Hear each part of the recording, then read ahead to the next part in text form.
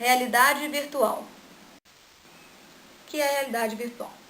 A realidade virtual ou ambiente virtual é uma tecnologia de interface avançada entre um usuário e um sistema computacional.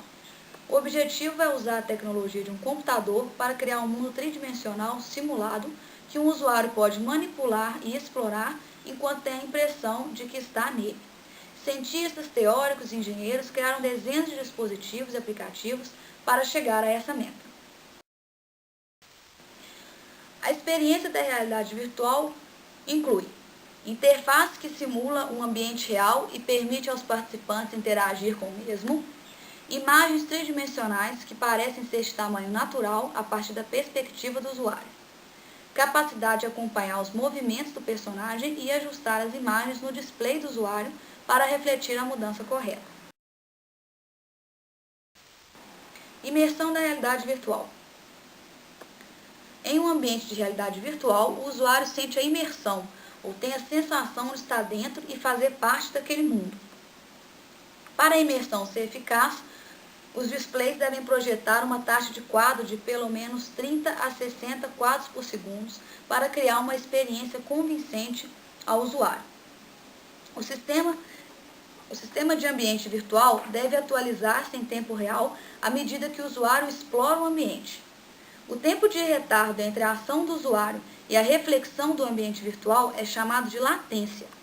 Estudos mostram que as pessoas conseguem detectar uma latência de mais de 50 milissegundos. Quando um usuário detecta a latência, ela o faz ter consciência de estar em um ambiente artificial e destrói a sensação de imersão. Interatividade da realidade virtual. O usuário também é capaz de interagir com seu ambiente de várias maneiras significativas. A combinação da sensação de imersão e interatividade é chamada de telepresença. A interatividade depende de muitos fatores, dentre eles velocidade, variedade e mapeamento. Velocidade é o índice com que as ações de um usuário são incorporadas no modelo de computador e refletidas de maneira que o usuário possa perceber. A variedade refere-se à forma como muitas consequências possíveis poderiam resultar de qualquer ação específica do usuário. Mapeamento é a capacidade do sistema de produzir resultados naturais em resposta às ações de um usuário. Agora, as aplicações da realidade virtual.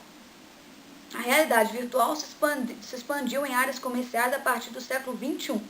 E algumas dessas áreas: jogos e entretenimento, comunicação à distância com aplicações para educação, simulação e treinamento de aviões, teleconferência, presença humana virtual, arquitetura e urbanismo, interação e imersão com espaços arquitetônicos.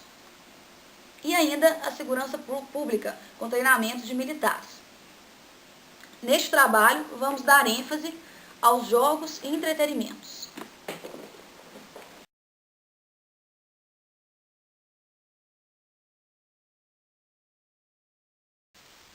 Como usar? Falaremos especificamente do jogo World of Warcraft, da Blizzard Entertainment. Para jogar, é necessário ter uma conta Battle.net, na qual se faz um site da empresa, para fazer a autenticação do jogo e assim se tornar um usuário. É oferecido nesse site serviço ao cliente com proteção de conta e controle dos pais, o que é totalmente seguro. Instalando o jogo. Depois da instalação do jogo, abre-se um launch para iniciá-lo, onde vemos se esse jogo está ou não atualizado, pois tem patches a cada semana. Caso não seja feito o download da atualização, é pedido para fazer o mesmo antes de poder jogar. No slide estamos mostrando uma figura de um launch atualizado. Podemos ver que o botão Play está disponível. O próximo passo é fazer o login, entrando com a conta e senha. Depois do login, é pedido para o usuário escolher o servidor ou realm que deseja estar. Depois disso, inicia o jogo. Podemos perceber que existem servidores ao redor do mundo, nos Estados Unidos, na Oceania, na América Latina e no Brasil. Como funciona? Os realms, ou servidores, possuem conexão com todos os usuários que estejam online no momento, fornecendo e recebendo informações. Por isso, podemos afirmar que o protocolo de comunicação é bilateral. Os servidores, em geral de grande porte, são utilizados para criar interatividade entre os vários jogadores e o mundo virtual. Para tanto, é utilizado o modelo cliente-servidor. As informações que o servidor envia para o usuário são em relação às ações e reações dos outros jogadores e dos NPCs, Non-Player Characters, ou personagens não jogáveis.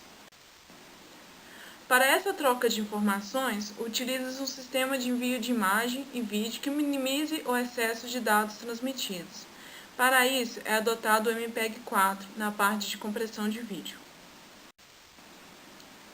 Levando em conta que os cenários são relativamente fixos, pois não há modificações consideradas ocorrendo, nós devemos lembrar que o servidor apenas envia informações dos personagens, sabendo que o cenário é apenas processado pelo próprio computador, o software que foi instalado. Por isso, falamos que os parâmetros dos ambientes são codificados com menos bits, uma vez que são considerados fixos, enquanto os parâmetros dos jogadores são codificados com mais bits, por ser de maior importância e estar em constante movimento. Assim, você emerge numa realidade em que as suas ações e reações são praticamente feitas instantaneamente. Os cenários, a textura, a movimentação e os detalhes do personagem fazem parte do software que ocupa um espaço maior que 16 GB, chegando até 23 GB, o que é relativamente pequeno em comparação aos outros jogos que não são online. Inicialmente foram utilizados 32 quadros ou articulações para criar cada personagem. Esses quadros ou articulações é o movimento que os personagens fazem: dobrar um braço, dobrar um dedo, girar o pescoço. Com as expansões passaram a ser 48 quadros, aumentando as variações desses movimentos. Não é necessário que o servidor receba e envie informações sobre o cenário. Esses dados são processados no computador do usuário. Um exemplo dessas informações são as cores dos ambientes, a direção do vento, a textura dos objetos, dentre outros. O jogador envia para o servidor as informações de suas ações e recebe informações sobre os outros jogadores, ações e eventos de outros clientes na rede. Quando o ambiente está com vários jogadores, é normal que haja uma certa lentidão, caso o usuário não possua um PC ou uma internet de boa qualidade, pois o fluxo de informações recebida é grande, uma vez que os dados transmitidos possuem mais bits de codificação. Sabemos que em um único servidor pode-se abrigar mais de 1000 jogadores, e esses estão espalhados pelo mundo virtual. Então, foi criado um radar para que o usuário não receba as informações de jogadores que estejam muito distantes deles, uma vez que eles dificilmente aparecerão em seu vídeo. Mas, se vários jogadores estiverem ao mesmo tempo em um mesmo lugar, podemos ter uma dificuldade de encontrar nosso próprio personagem, além de poder sobrecarregar o computador. É o servidor que filtra as informações recebidas de todos os usuários e reenvia as informações relevantes para cada usuário separadamente. O objetivo desse radar é garantir que dois usuários em continentes diferentes não recebam dados um do outro, deixando os sistemas mais leve e prático. Na tela do menu do jogo, recebemos as informações sobre a latência e o número de quadros por segundo. Colocamos uma tela de um jogo normal, em que podemos ver esse quadro, na qual ampliamos, colocando a latência e os quadros por segundo. Essa latência de 5.000 milissegundos é uma latência muito alta. Normalmente, em servers brasileiros, nós temos uma latência de 200 milissegundos. Em servers americanos, de 50. Em coreanos e japoneses, de 20. O que mostra que a nossa internet é relativamente mais lenta. Os quadros por segundo são em relação ao vídeo, e isso se vê ao hardware do computador. Então, Para evitar altas latências, o tempo de resposta do jogo, é recomendado evitar downloads ao mesmo tempo que se joga e possuir uma internet de boa qualidade. Enquanto isso, o hardware do computador, a placa de vídeo e CPU são responsáveis pela resolução e pelo processamento das imagens. É recomendado pela empresa que o computador consiga manter o jogo a mais de 60 quadros e no mínimo a 30. Caso não consiga essa taxa, deve-se diminuir a resolução, e caso não seja possível diminuir a resolução, tem que trocar a placa de vídeo. Mostramos aqui duas imagens falando como pode se variar o vídeo. Mostramos aí embaixo que tem qualidade de vídeo low, que seria baixa, ultra, que seria a maior possível.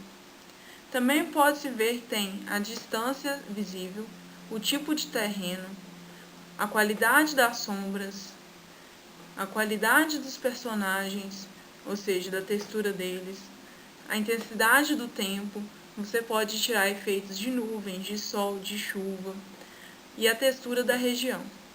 Também possuímos a resolução, que já vimos em sala de aula, ou seja, podemos ter uma resolução de baixa qualidade ou até uma resolução Full HD. E também existe a taxa de refresh, ou seja, a taxa em que os quadros são atualizados. Dentro disso, existem várias outras taxas que podem ser ajustadas para diminuir a resolução. Bibliografia.